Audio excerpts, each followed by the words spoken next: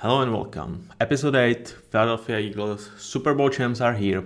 And are they ready to roll? Are they ready to repeat? Well, yes and no. I mean, yes, because they are still one of the best teams in the league. And no, because even if you are one of the best teams in the league, also if you're winning a Super Bowl, you can look Vegas, whatever, it's around 7-1. So it's pretty damn hard to repeat. Despite it kind of happened several times with the Chiefs in last couple of seasons. So, the Eagles lost some, they brought some. Overall, where they are, well, let's simply find out, okay? And we will start with their draft. And it just happens to be, again, one of the best drafts in the league.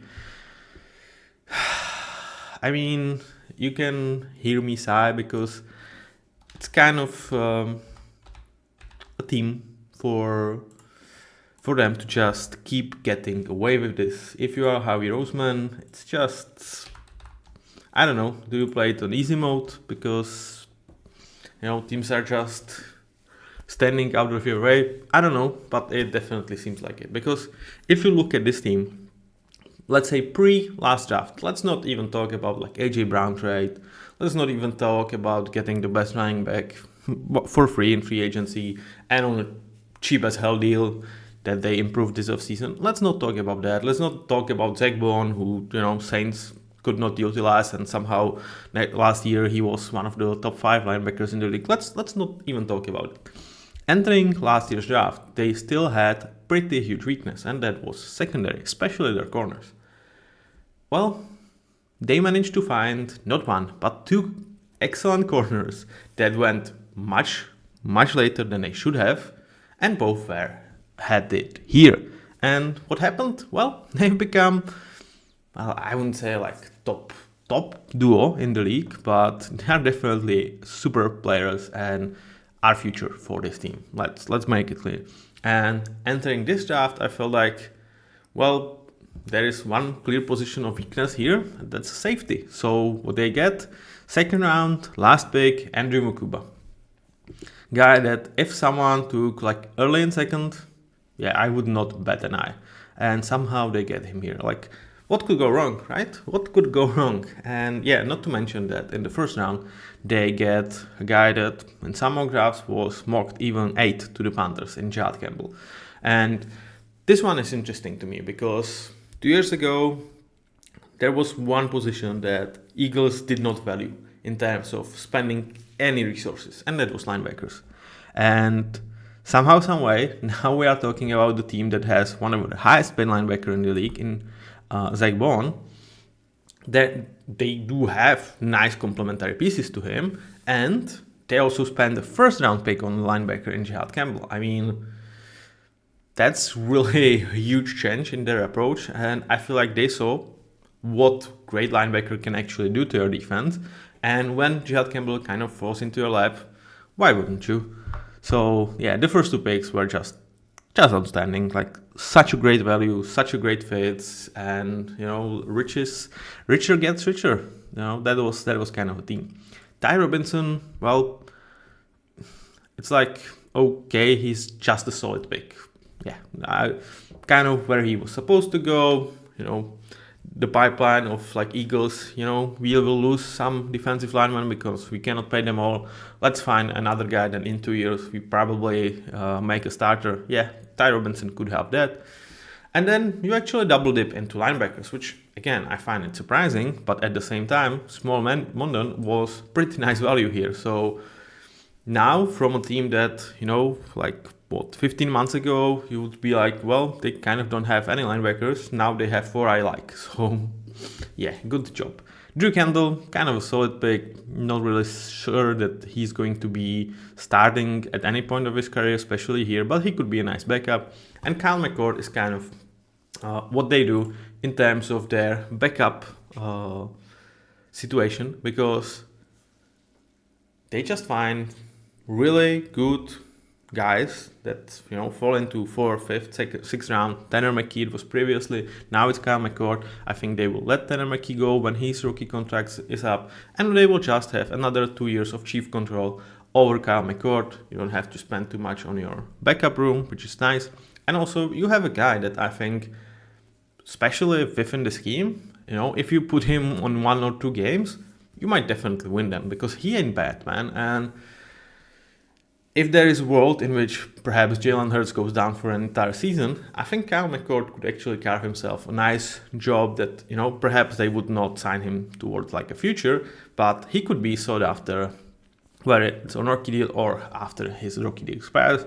But for the next 2 years, we probably won't hear and see much of Kyle. So overall, yeah, that's just a brutally nice draft, just as Eagles tend to do. Like, what do you mean to say? Like, you just repaired secondary, and not repaired, like from older, not performing secondary, and let's add linebackers into the mix. So D-line was never a question with the Eagles, but you had questions all around your secondary and linebacker room. In 16 months, you have top 5 linebacker room, and probably very soon, or even as of now, top 5 secondary, despite letting go Darius Slay, CJ Gardner-Johnson, etc., etc., just by draft and free agency. Great job, Javi Roseman. Great effing job.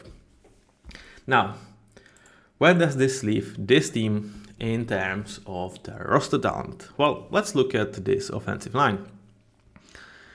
I feel like now that Frank Ragnow retired, I would give my crown to the offensive lines of the Eagles. Though, like, still Lions are up there, but without Frank Ragnow, I would prefer this offensive line. And let's start with a pair of best tackles in the league, Lane Johnson and Jordan Mailata. Like, these dudes allowed 3 sacks last year, and that was kind of like, I think like they're actually mad about this. They would be like, it's like 4 too much for them. They are just spectacular, and not only obviously with their pass protection, but also with their run blocking. What is there to say, man? Like, I absolutely love Penei Sewell and Taylor Decker. I think Joey Alt and Rashawn Slater are pretty good though. Luke Gedeke and Tristan Wirfs, love it.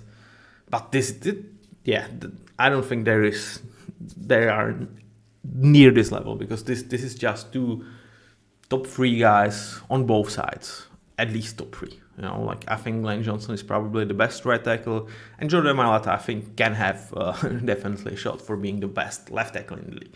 So when you start with this duo, yeah, that's like, you cannot have a battle line with these 2 guys, but it does not end there.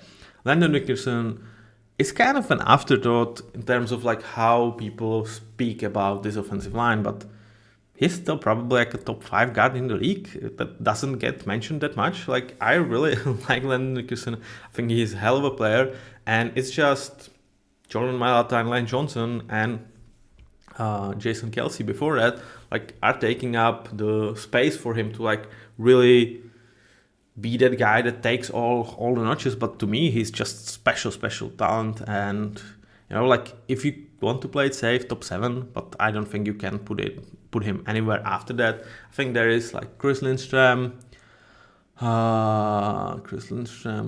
would we pick? Trey Smith. And yeah, I'm missing someone. Well, I will definitely remember the guy. You know me with my names. But like, there are 3 guards that I would probably put like ahead of Lander, like, pretty clearly. But then, yeah, I think there's a case for him to be the 4th best guard in the league. And it was the 7th. Then Cam Jurgens, he had a tough ask, because, well, whenever whenever perhaps the best player on that position, and for me definitely the best player on that position that I ever saw play, Jason Kelce, retires, it's really hard to step in his shoes. And like, especially last year, I was sitting here and previewing Eagles, I'm like, man, I would love to see Jason Kelce in front of Saquon and just like see how Saquon is going to run, not for just 2,000 yards, poor job Saquon, but with Jason it could have been 3,000. I'm obviously over exaggerating, but you get my gist. Like, it would be, the best online of ever. I don't know if just Justin Kelce, or like the best running game ever, because Mekhi Becton worked pretty solidly in this. Yeah, but Cam Jurgens, he did fine. Is he the best center in the league? No. Is he top 10?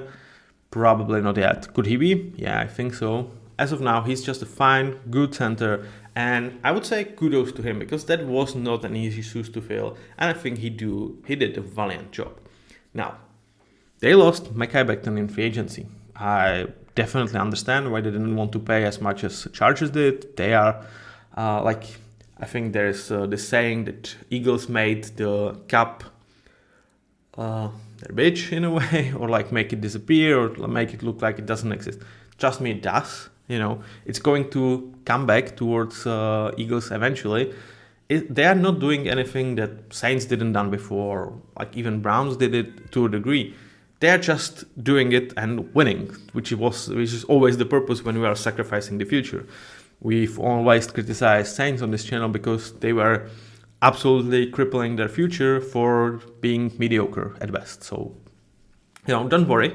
There will be a bad future somewhere, like 2030. It's gonna catch up with the Eagles, but for now, they may look like cap does not exist for them. But if they didn't, they would definitely keep Mekhi Becton. Tyler Steen, well, that's question mark. Let's be honest, because for 2 years he's been in the league, he has not shown too much, and now he's probably asked to be their starter. Well, the thing is, Eagles did, again, in my eyes, absolutely spectacular job in the offseason in terms of free agency, how they addressed this position, because they're like, okay, we know we are Eagles, we know we are great, we don't necessarily need to be at our best week one. If we struggle week one, it does not necessarily matter. We still make it to the playoffs, and that's where we want to be at our best. And Tyler Steen probably offers us the biggest upside of guards that we have to fill this position. But there is another talented prospect that, so far in the league, he has not worked out in Kenyon Green that they got with some trades with the Texans. Or he was cut. I'm not sure. They got him for virtually nothing. And, so we have two talented guys that hopefully one of them can figure it out and be a franchise guard. And if both struggle to the oblivion, they also signed Matt Pryor, who is just a floor-raising, very nice backup that to me was actually a little bit surprised that he signed here, because I felt like he had good enough season to be starter somewhere. I wouldn't say a great starter, but definitely the guy that if you sign for $4 million a year, you are actually happy for him to start because it's nice value for your bucks. They got him for much cheaper than that. And in case Tyler Steen or Kenyon Green does not work out, well, let's just plug in Matt Pryor. And if you have Jordan Mailata and Dickerson, Cam Jurgens, and Lane Johnson, and Matt Pryor is your clearly the weakest link, you definitely work it out because he is an experienced veteran and he's going to be solid. That's just what he does. So overall, I love the approach. When there could be some question mark is with these tackles, because they don't necessarily have backups that I would like. They got Holden Pierce, an undrafted free agent that I thought he would be an interesting prospect to take. He's probably a guy that you don't want to snatch a field for a year or two, but as Jordan Mailata and Lane Johnson start to age, would I be surprised if they had someone in the pipeline and in 2 years they can trust and he could start and we will see what's going on? Yeah, I think Holden Pierce could be that guy. Overall, yeah, in terms of backups for this interior, I think it's very well orchestrated. In terms of backups for this tackle group, yeah, here's a little bit of worry. And this is going to be kind of a theme for, I would say, the entirety of the offense. Starters, exceptional. The depth, I have questions. So now, let's go and spice the talk up because it's time for Jalen Hurts. I think the debate about Jalen is kind of ridiculous one way or the other, because I've seen guys put him into top 3 in terms of QBs, and I think I was definitely higher on Jalen Hurts than consensus last year, and even I cannot see him there. No, I just I don't think he sniffs top 4 in in my eyes. Joe, Lamar, Patrick, and Josh. No. I don't think he's in the same tier with them. And then I also saw some guys put him outside of their top 10 or even top 12. And I'm like, well, that's just too much of a hatred. I saw just yesterday, I saw some list like how many QBs would have won given the Eagles starting job last year. And there were like 50 names. And I'm like, guys, you don't realize. Like, okay, so Jalen Hurts has his problems, for sure. But like what he is as a threat, as a rusher, top 5 in the league. How he is able to rise up when the situation needs him, I think he's kind of top 5 at this as well. Because we saw a lot of guys panic when the moment isn't the brightest. Jalen Hurts does not do that. And there's one team for it, because is he having the great supporting cast that allows him to stay within the game script, in which he does not have to be hero every play. He does not have to be Joe Burrow going and waltzing onto the field knowing, well, I need to score 7 in this drive. Like, our defense is shit, we need to score 7. Jalen Hurts does have luxury of not having to do so. But so does, for example, Patrick Mahomes with the Chiefs. Not take anything away, but also like Lamar for a lot of days had pretty damn good Ravens defense. Well, not last year, at least for the first couple of weeks, but you get my point. And I feel like when the situation needs it, he's actually pretty good. And overall, I think they adjusted this offense towards what his strengths are, but also allows his play to elevate this offense. It's kind of very nice complementary though. It would not work as good with other guys, but in other system, Jalen would not work as well, which is great job by the coaching staff and by Jalen himself. He was struggling early last year. There were definitely questions, but pretty much since week 6, 7, he was one of the best QBs out there. To me, if I had to choose a spot for him on my list, it would probably be 8, which I think is going to offend more the first group that has him top 3. I think, which is, fine. Like, I don't want to offend you. I think he's in the same tier as Jaden Daniels, as Matthew Stafford, as Justin Herbert, as CJ Stroud, as Jalen. I would have, if you ask me for like my list, it would probably be Jaden 5, Matthew 6, Justin 7, Jalen 8, and CJ 9. But like they are super close together. I would say, to me, tier 1, and then there is probably like spot for Jared Goff on that list as well. On that tier 2 guys. Tier 1, Joe, Lamar, Josh, and Patrick. And I think the margins between them are very thin. And the same goes for this group too. Like, I don't think there is a huge margin between like Jaden Daniels, CJ Stroud, or Jared Goff, Jalen Hurts. I don't think so. So overall, to me, he's definitely a guy that, well, surprise, you can win Super Bowl with, kind of because, but he's not your best player on this offense. And it's not even close in terms of like guys owning their position, because, well, it's hard to be the best on your position when you are literally competing with the best running back or the second best, depends on how we feel about that, and the best tackle duo in the league and top 5 wide receiver, etc., etc. So, like, I like Jalen Hurts. I think he's pretty good. I definitely think that they have a bright future with him, but I think he's like, if I take position out of this, he's the 5th best player on this offense. I think that's fair. Well, let me know in the comments. What do you think? I would ask both groups. So with that being said, let's look at the group of weapons that he has to throw with and hand the ball to. And to me, yeah, this is damn good. Amazing group of weapons if they are healthy, because there are 4 guys that you trust here, and after that, it's kind of big questions.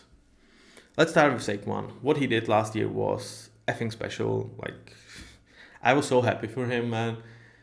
He just deserved this.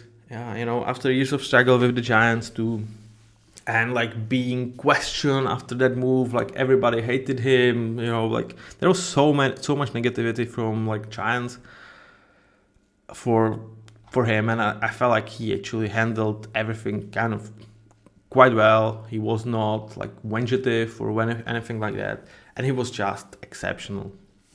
To me, like I saw NFL top 100 and he was like 30 something on that list. I'm like, really? Saquon 30 something? I mean, the disrespects to running backs still exist. I hope he doesn't have the Madden curse, because he's going to be on the cover this year, and I would say absolutely justifiably so. Then let's talk about wide receiver. AJ Brown, Devonta Smith. I think there is probably just one duo that can compare to them as of right now. That's Jamar Chase and T. Higgins. This is a special duo, man. Absolutely great. AJ Brown, top 5 wide receiver. Devonta, top 20. You can question whether Devonta has this alpha dog in him, because like in times where AJ Brown was down, he did not necessarily step up. But it's also the case when we talk about lack of depth.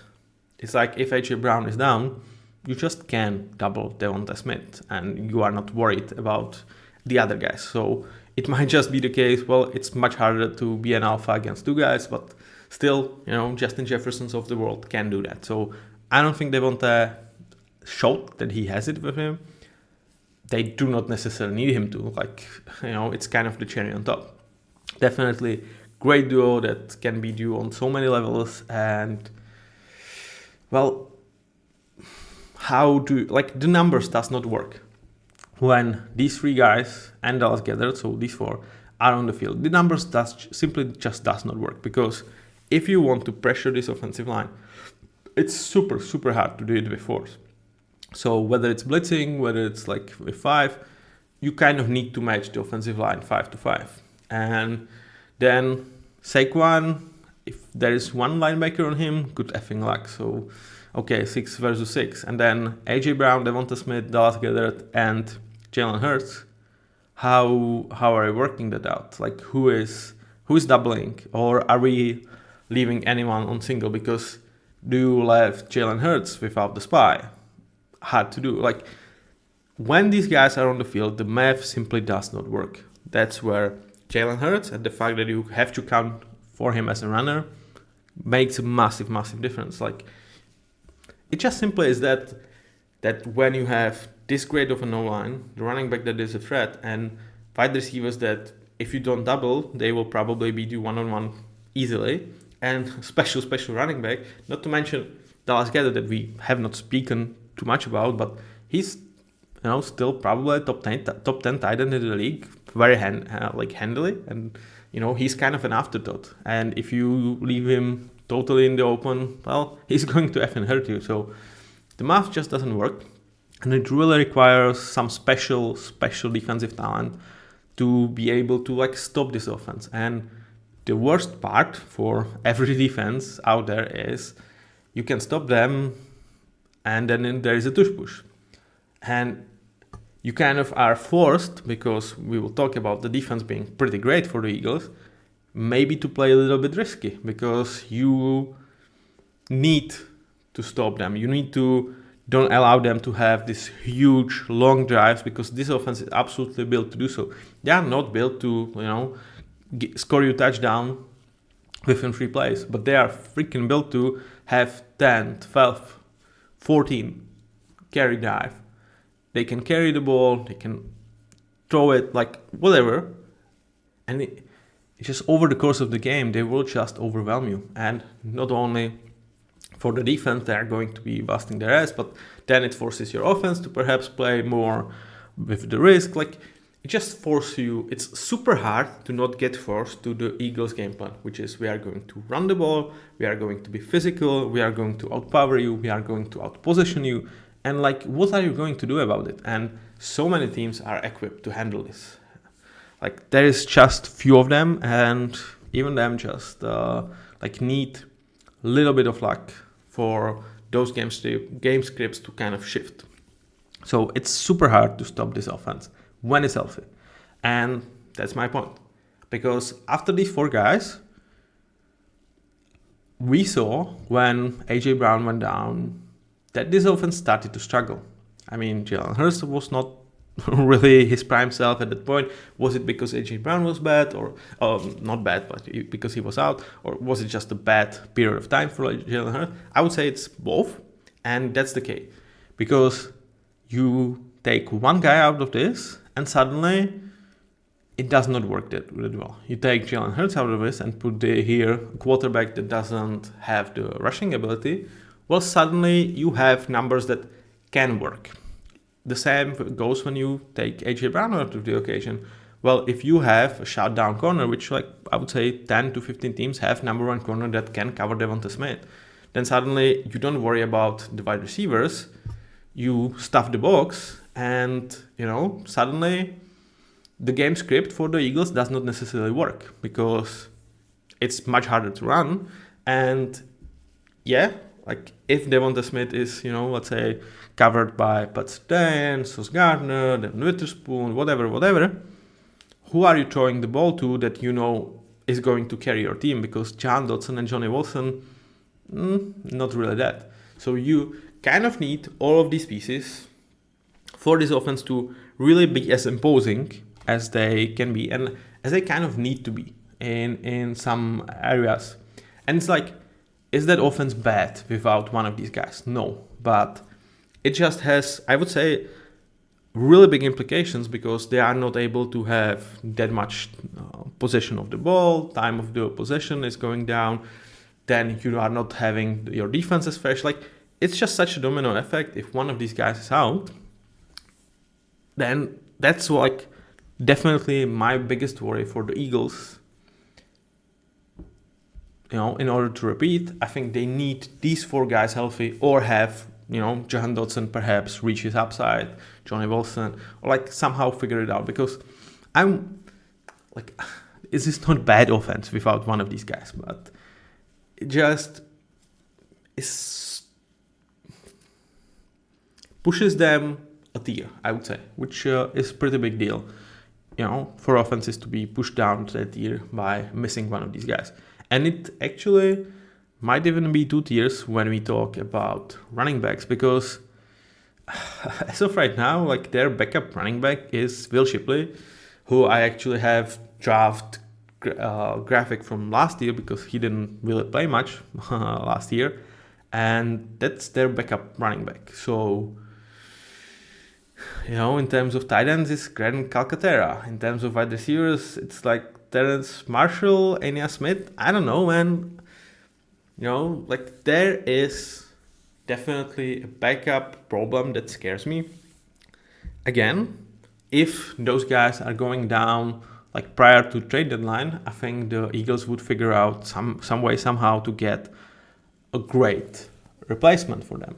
If it's going to happen after, I'm not necessarily certain that they have answers within the organization. So, depth for the Eagles scares me for them. As a Seahawks fan, and someone that perhaps thinks about playoff success even this year, let them have their problems. So overall, when you look at this offense, I mean, on its day, when they are all healthy, I think they can be the best offense in the league in terms of not necessarily scoring the most points, but kind of being the biggest value for your overall result, because they're going to give you time of possession. They are going to offer you very few mistakes, fumble and interceptions are very scarce for this offense, and they're just going to physically drain you down. Now, let's shift towards defense, okay? And it's kind of crazy that we will be talking about this defensive line as really good. I don't think it's exceptional, but it's really good, despite losing 3 players that, if you have your defensive line made of them, you'd be okay, we are actually, I don't know, better than 10 teams in the league, just with this trio. So they lost Milton Williams, obviously a huge free agent towards Patriots. They also lost Josh Sweat, who was spectacular in the playoffs, free agent to the Cardinals. And they traded Bryce Huff, who, even Howie Roseman makes mistakes. And Bryce Huff, it just didn't work. Like, they gave him a huge deal last year, and he was a healthy scratch for Superbowl. So, yeah.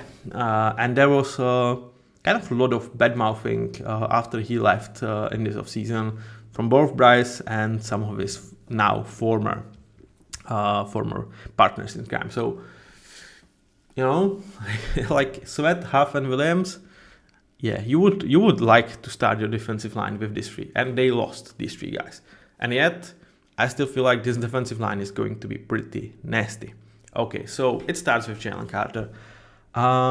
Is it going to be a year when he sniffs Defensive Player of the Year? I don't necessarily think so. Partially because he could, because he's going to carry a lot of heavy weight, at least from the start, before other guys are going to play themselves to the level where we acknowledge how good they are, which I think is going to happen for a lot of these guys.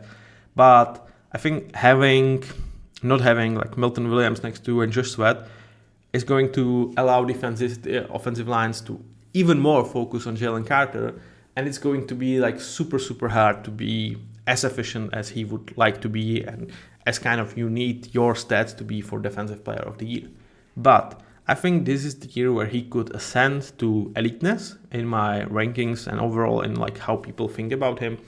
I really truly believe he is a special talent, and unless those worries about his characters that were a reason why he fell in the draft and so far has not surfaced in the NFL, unless they somehow emerge, I think he's going for a bag 35 plus when his rookie deal expires, and Eagles are going to be happy to pay.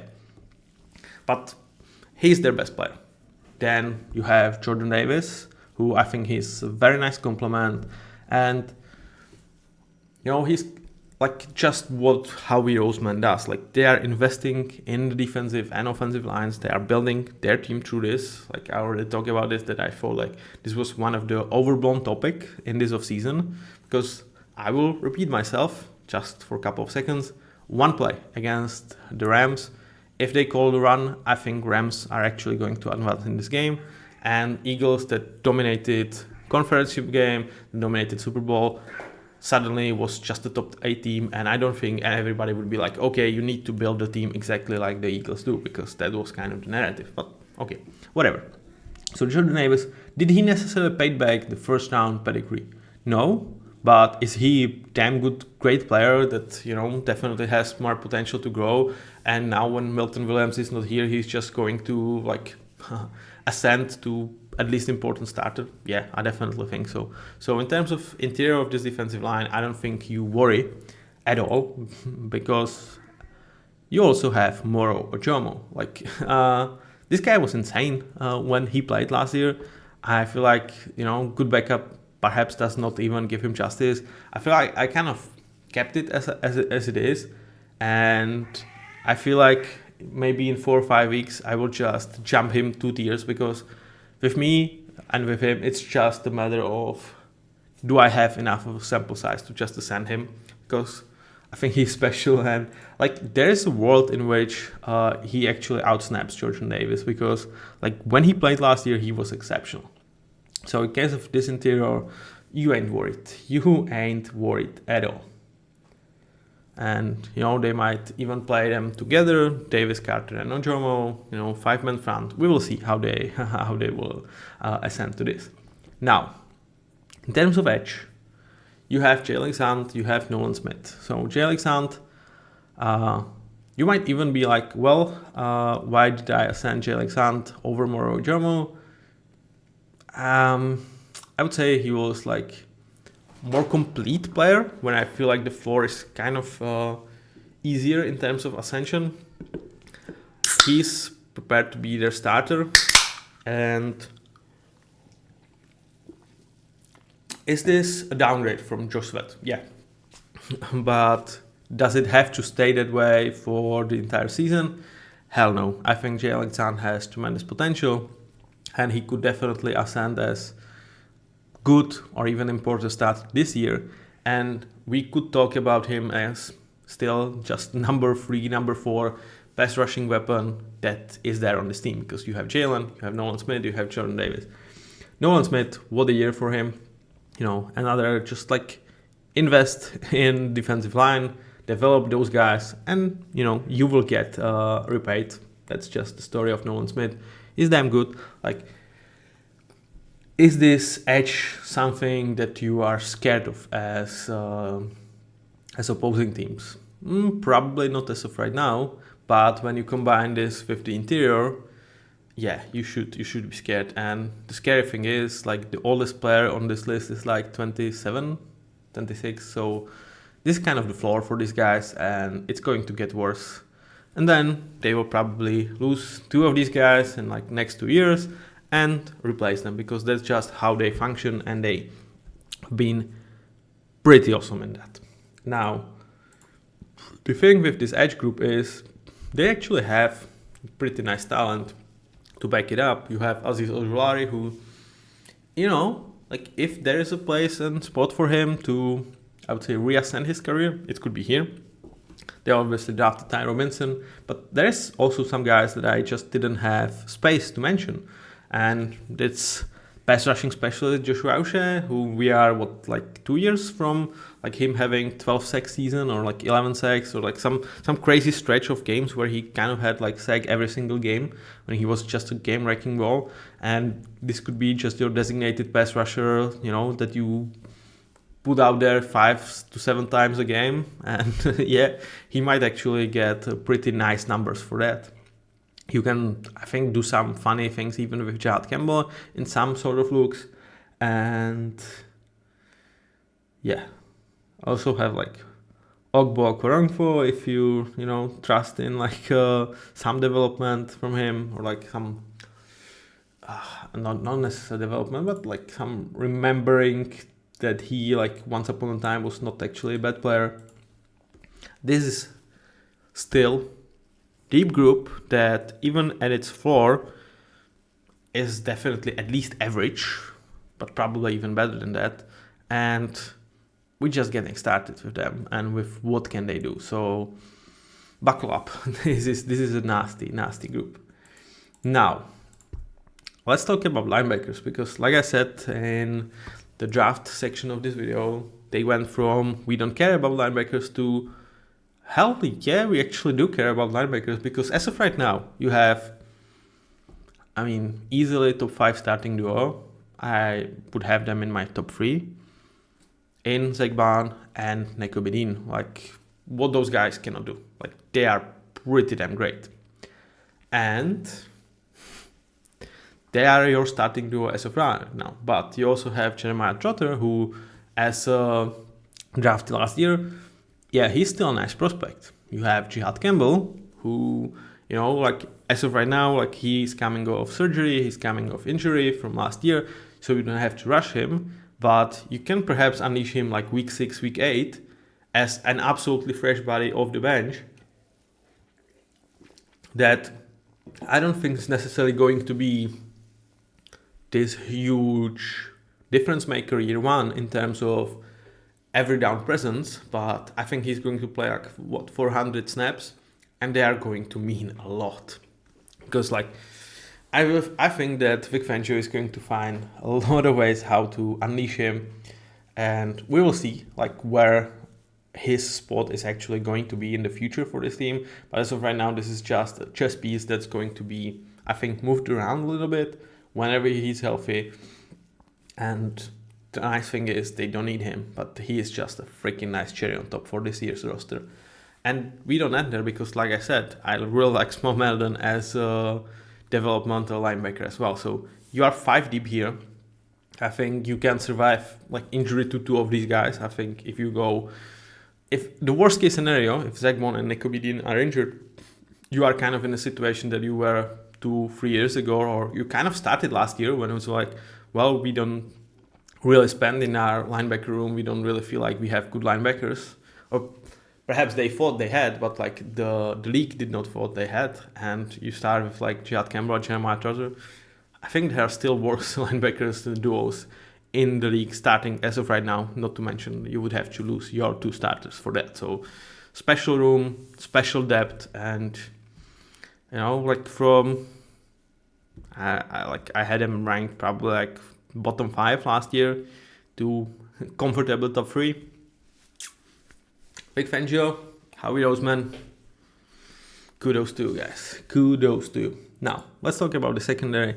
And again, like this is pretty nice talk. Like Quinion Mitchell and Cooper DeJean. What year 1 for these guys? I mean, what is there to say? Like they were special. They were effing special. It was kept up with Cooper in the Super Bowl. I think he was the better out of these 2 guys. It took him a little bit longer to get on the field, but when he did, he just did not look back. And like it's sick that you have 3 and 4 guys, 3 and 4 year of cheap control over these guys. When I think this is the year where they could ascend to be kind of the best 1-2 corners in the league for any single team. Like that you wouldn't find like the better number 2 corner in the league than one of these guys is going to be. That's sick. Then you have safeties in terms of Reed Blankenship, who is kind of your, I would say, Nakobe Dean-esque like player. He's a very good floor-raising starter that is just super, super solid. You are so happy to have him. And like, is he a guy that's going to ascend to greatness? Is he a guy that's going to win an awards? Is he a guy that's going to be mentioned by anyone? No. Like, I think if you ask an average fan, he would be like 20th name to get mentioned from this roster, if that, But you are so freaking happy to have him because he is damn good. I would say he would be number 1 safety on 10 plus teams in the league. And the thing is, when you have the stuff around this, like you don't need some superstar safety, and you are super happy to have him because, well, there might be a superstar in Andrew Mukuba ascending. So is there a surprise if this is going to be important starter, good starter as this year ends? Hell no. It might be Reed that's going to ascend a little bit. Hey, stop it. Sorry, guys. Cat is playing with the lights. So, yep. And then you also have Sidney Brown, kind of as an afterthought, who did not manage to play that much last year because of an injury, but like in his time with the organization, like he was drafted for a round. His first year was pretty solid, and like he's definitely going to push Andrew Mukuba if he wants the starting job. He's going to have to earn it over Sidney Brown, and like having him as your backup, yeah, that's a pretty nice thing. In terms of other backups, yeah, there is really not much to talk about in the safety room. Like Louis Scene, I don't know like how you actually spell it. Yeah, once upon a time, highly praised guy, talented, but injuries delayed his career. But overall, like you are 3 safeties deep in a way, and this is probably your worst room in terms of this defense, and you are still happy with. And you kind of have, I think, 3 starters in a lot of teams. Maybe not as of right now, but definitely within the rounds of this year. I think both Sidney Brown and Mukuba, whoever is going to get a chance, he's going to be at least decent starter in my eyes after the season is over.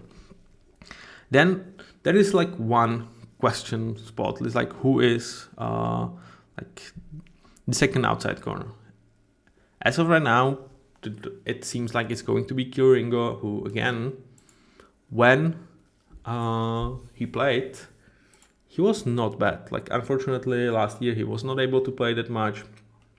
But his year before, like it was pretty solid. So whenever he's been called upon, he was been pretty good. And just like Sidney Brown, he is a 3rd round selection from 2 years ago. So they are definitely not giving up on him. And I would be shocked if he is not at least good. Or like not good like a good starter, but again, like I will be shocked if this secondary, when we talk about them at the end of the year, if either one of Cooper or Quinion is not ascending to eliteness, and if for the rest of the guys we cannot say at least about two of them, in Sydney, Andrew and Keely, that they are at least decent starters, I would be definitely surprised. I think there is, again, tremendous potential. I don't think you are paying, like, do they pay actually anyone? Like, let me just check on this, because they obviously don't pay anyone, but I'm not sure if Reed Blankenship, I think he's paid, but let me just check on this one. I'm a little bit behind on him. Let me check where he is. Yeah, no. So now this is the last year of his. No, he actually signed. Yeah.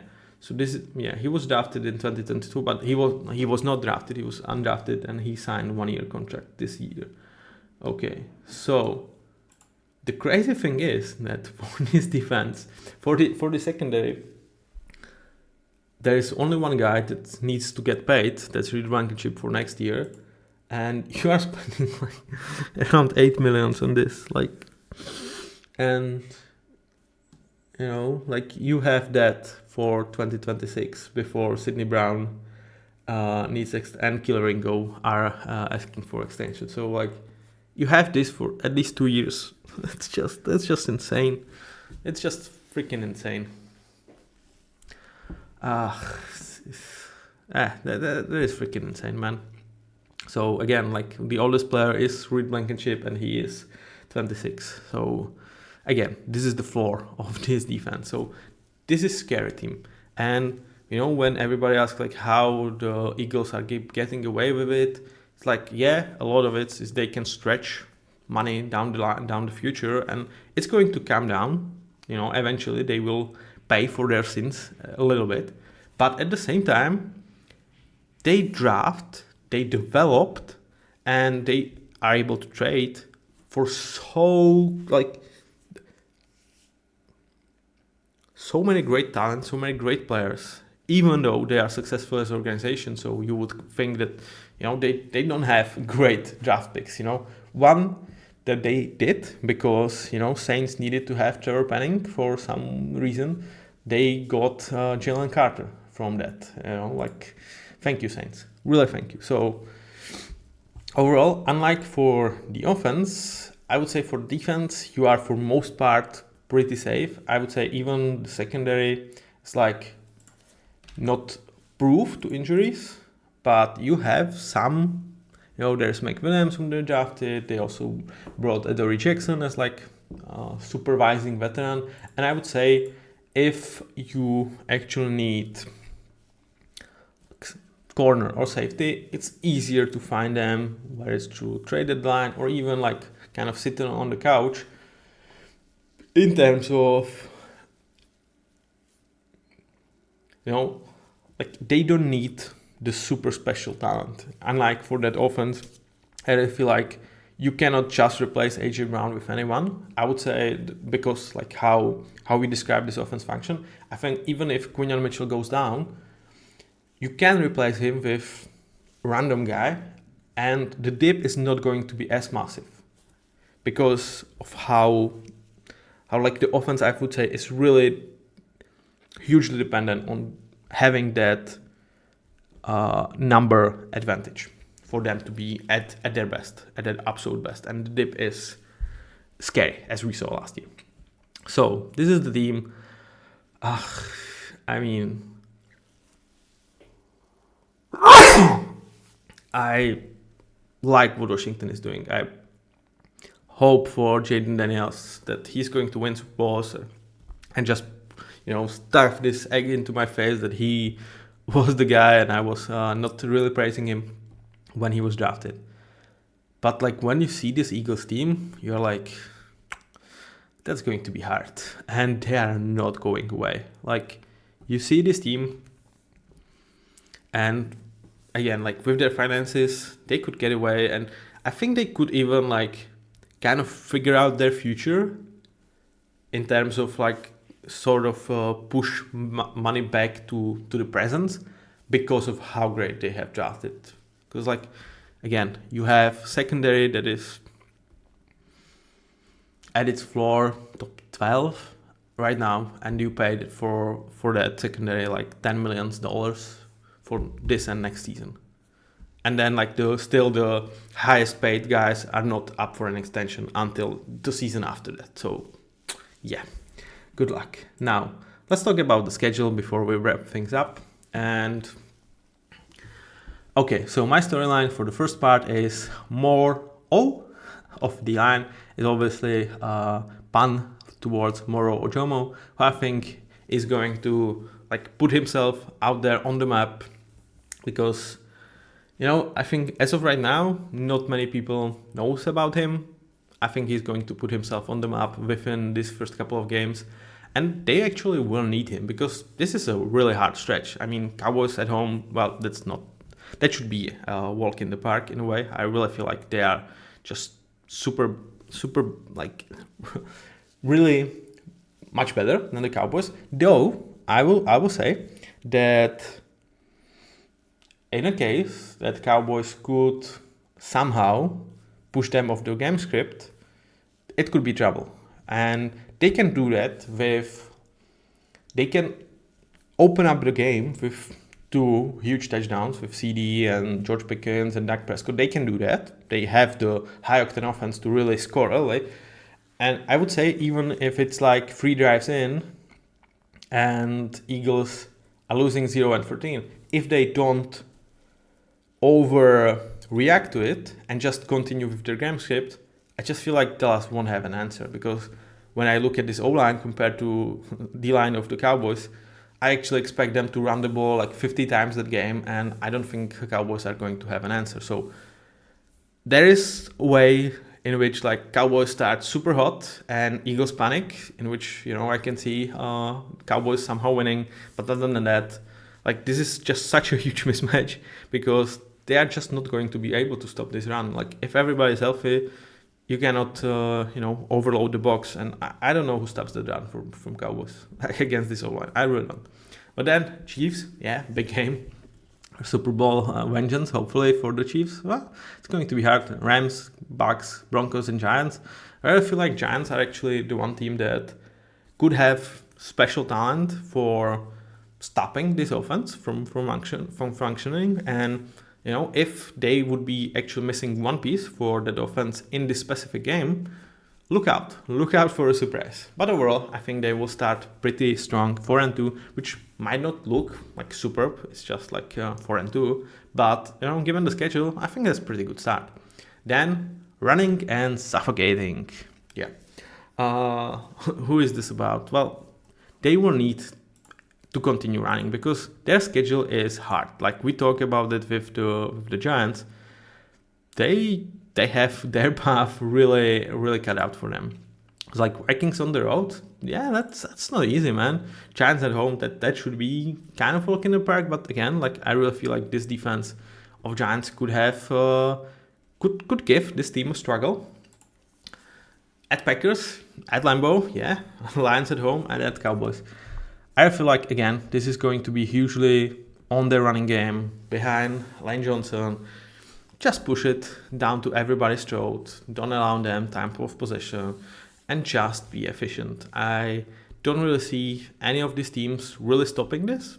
Perhaps the Giants, but they just don't have the offense to complement that. So I think overall they will come up victorious from this run. And even though it's a pretty hard one, I think it's going to be 4-1. Then the rest of the season, yeah, it's still hard. Like ending Commanders, Bills, Commanders, that's pretty damn tough end of the year. To me, my team they will have eyes on the prize. They might even put out the backups for the last game, because I think they are going to be in prime position to win the division before of that. I feel like Jalen Hurts, maybe this could be a year where he's in MVP discussion. I would not have him that, if he just repeats these numbers that he had last year or even has it better, because again, for me, to be MVP, you should be the best player on that side of the ball. and he just isn't, and I don't think he's going to ascend to that. But I think he's going to be pretty potent, and especially against the Chargers, that's going to be the game that they could really need him, because Chargers defense, I think, is going to have a lot of nasty surprises for him. If he can overcome that, they probably start 3-0 this stage. And then it's like showdown against Jaden and Josh. Come 1-on-1 from that, start your backups. 4-2, eyes on the prize, 12-5 overall record. Yeah, I think they will not necessarily cruise past this schedule, but I think they will handle it. And despite a lot of hype on the Commanders, they will just keep them at the distance, because overall they are just a better team. If there would be something to break their season, as kind of happened 2 years ago, and it was some internal turmoil, I think this year I can only see again injury towards offense, and especially in terms of weaponry.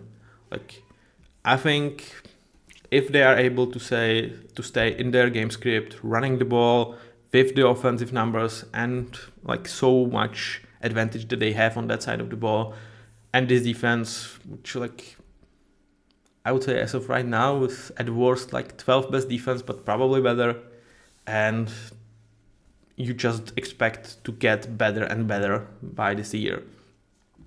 It's it's going to be super, super hard to beat them. It's going to happen. I really feel like there will be days where offenses do have their day, because even though I praised this D-line to be able to replace a lot of the starters, you still lost them, and it's still not 1-to-1. And I think there are going to be some defenses that could push this offense from their game script, and it could crumble a little bit. I'm not the biggest trust guy, Nick Sirianni, that he's able to react in the best way, and I would say that last year we did not see that many times that the Eagles were push off the game script.